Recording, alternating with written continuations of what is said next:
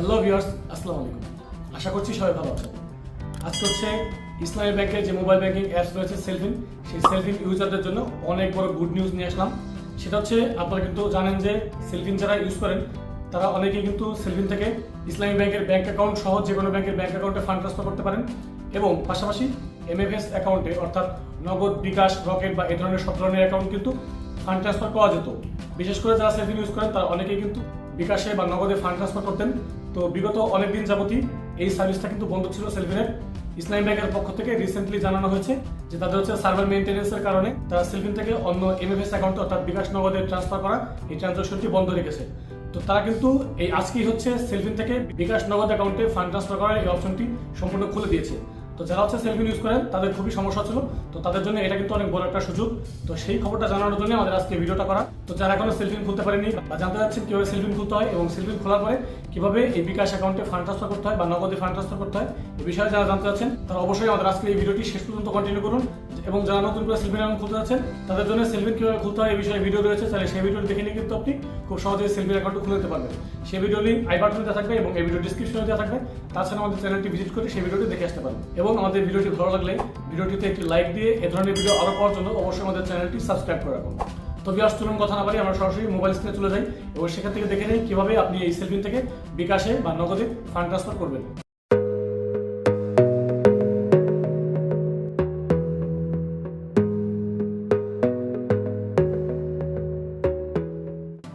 তো ভিউয়ার্স, তার জন্য প্রথমেই আমাদের এই সেলফিন অ্যাপটাতে লগ ইন করে নিতে হবে।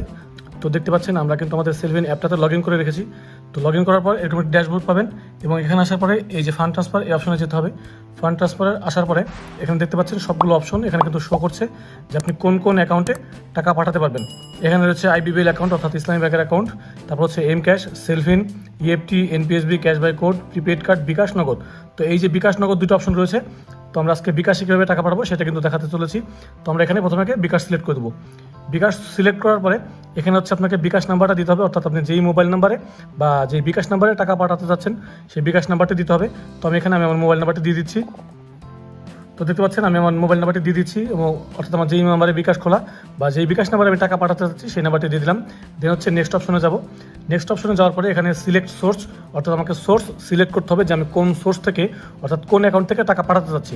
তো আমি যেহেতু আমার অ্যাকাউন্ট থেকে পাঠাতে যাচ্ছি তো ইসলামী ব্যাংকের অ্যাকাউন্টটা সিলেক্ট করে দেবো।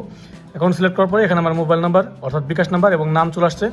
এটা হচ্ছে এই সেলফিনের চমৎকার একটি ফিচার, সেটা হচ্ছে বিকাশ নাম্বার মোবাইল নাম্বার দেওয়ার পরে ওই মোবাইল নাম্বারে যে বিকাশ অ্যাকাউন্টটি খোলা রয়েছে সেটা কিন্তু অটোমেটিকলি এখানে শো করবে, যেটা হচ্ছে খোদ বিকাশ অ্যাপসেও দেখা যায় না, সেটা কিন্তু সেলফিন অ্যাপসে এই অপশনটা রেখেছে।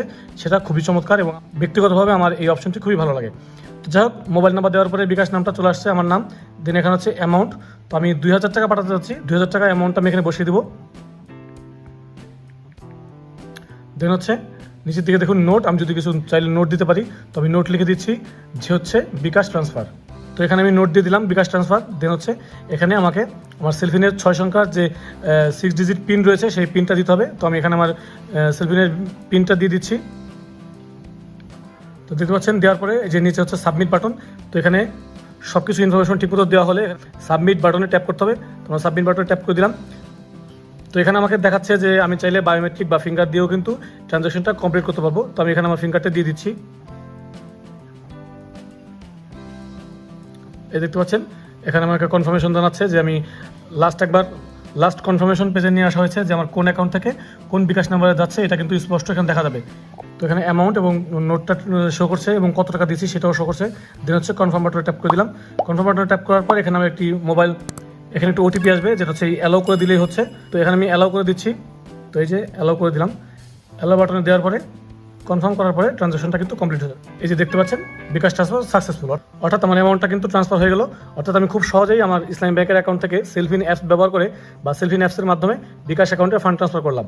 তো এইভাবেই কিন্তু আপনি চাইলে খুব সহজেই আপনার সেলফিন অ্যাপস থেকে ইসলামী ব্যাংকের যে কোনো অ্যাকাউন্ট থেকে বা কার্ড থেকেও বিকাশ বা নগদে ট্রান্সফার করতে পারবেন। তো এখনও যদি কারো কোনো মনে প্রশ্ন থাকে, কোনো কিছু বুঝতে সমস্যা হয়, সেটা আমাদেরকে কমেন্ট করে জানাবেন। আমরা চেষ্টা করবো আপনাকে সে বিষয়ে রিপ্লাই করে সলিউশন করার। আর নতুন কোনো বিষয়ে ভিডিও পেতে চাইলে সেটা আমাদেরকে কমেন্ট করে জানাতে পারেন, আমরা চেষ্টা করবো সে বিষয়ে ভিডিও তৈরি করার। তো আজকের দিন পর্যন্তই, দেখা হচ্ছে নেক্সট ভিডিওতে। Till then take care self, আল্লাহ হাফেজ।